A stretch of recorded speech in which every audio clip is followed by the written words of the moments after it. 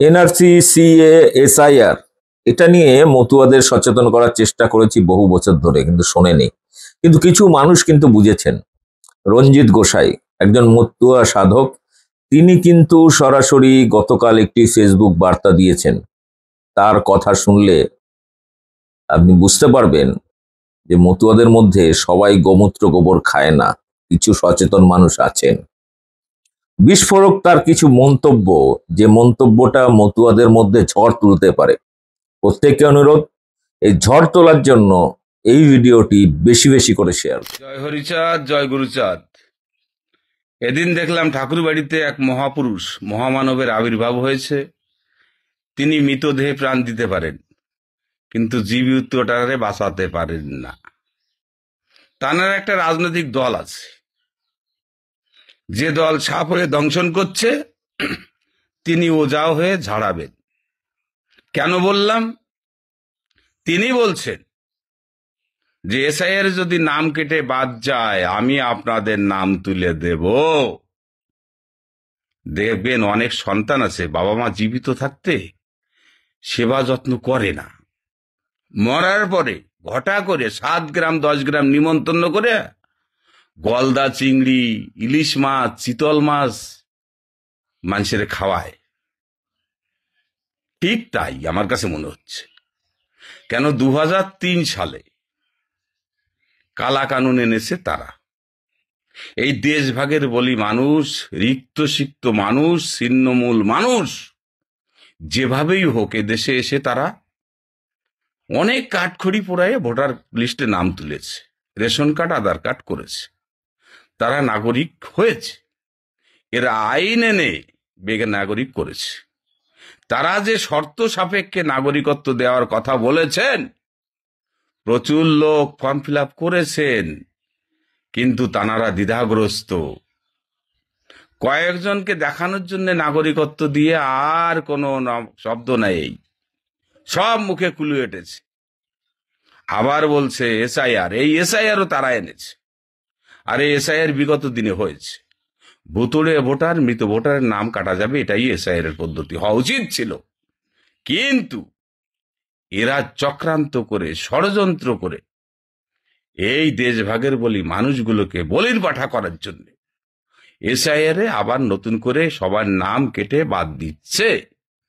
একবার ভেবে দেখেছেন, এই যে আপনার নাম তোলা হয়েছে, এই নামটা যদি কেটে বাদ যায়, আপনাকে যে শর্তে নাগরিকত্ব নিতে হবে, সেই শর্ত পূরণ করা কয়জনের দ্বারা সম্ভব? এ অসম্ভব, এ কখনোই সম্ভব নয়। যদিও পারেন, কিন্তু সেই আপনার যদি 25 সালে বা 26 সালে আপনি ফর্ম ফিল আপ করেন, হয়তো 10 বছর পরে আপনার নামে বা 5 বছর পরে আপনার নামে সিটিজেনশিপ আসলো। তার মানে আপনার বিগত দিনের ration card, Aadhaar card, PAN card, voter card, ব্যাংকের বই, আপনার বাড়ির দলিলটাও কিন্তু অকেজে হয়ে যাবে। একবার ভেবে দেখেছেন এই ষড়যন্ত্রটা কত বড় ভয়ানক? এটা মনুবাদী, বর্ণবাদী চক্রান্ত, ষড়যন্ত্র।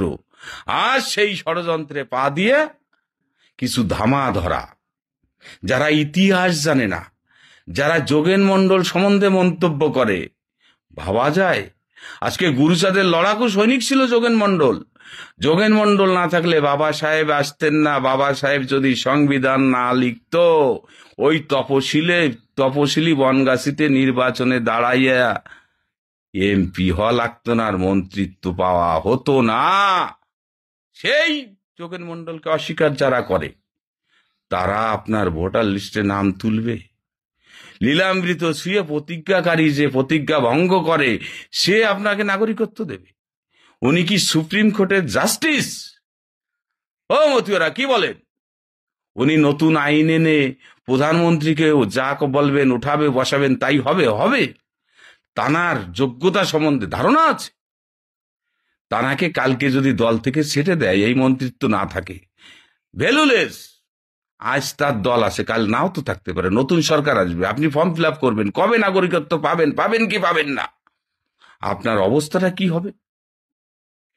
কেন তানারা পারে নাই?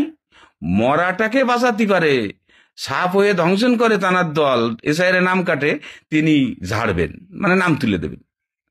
আরে কত বড় অযোগ্য এরা! জীবিতটা যার ভোটার লিস্টে নাম আছে তাকে বাঁচাতে পারছে না, সে যোগ্যতা নেই, যে বলতে পারছে না।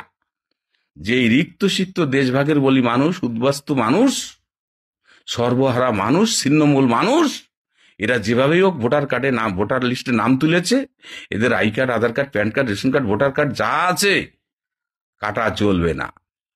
একটা মতীয় কার্ডের শর্তে এদের নাগরিকত্ব দিতে হবে, না হলে থাকলো ঝোলা চললো বোলা, পদ আঁকড়ে বসে থাকবে, পথ ছাড়বে না। এদিকে আপনাকে আমাকে মগজ ধোলাই করে মিটিং সিটিং এ জমায়েত করবে, আপনি আমি দাসত্ব গোলামি আজীবন করব। গুরুচাঁদ ঠাকুরকে সিএস মিট সাহেব খ্রিস্টান বানাতে এসেছিল। গুরুচাঁদ ঠাকুর সুকৌশলে, বুদ্ধির দ্বারায়, ঠাকুর কাকে বলবো, সেই সিএস মিট সাহেবকে মতীয় তৈরি করেছিলেন। এই অবহেলিত, শোষিত, বঞ্চিত মানুষকে শিক্ষার অধিকার আদায় করেছিলেন, সামাজিক অধিকার আদায় করেছিলেন। তাই তো গুরুচাঁদ ঠাকুর বাবা এই সমাজের। ঠাকুর বংশে জন্মালেই ঠাকুর। ও মতুয়ারা, আপনারাই তো বলেন যে বামন ঘরে জন্মালে সে বামন হয় না, তাহলে ঠাকুর বংশে জন্মালে সে ঠাকুর হয়?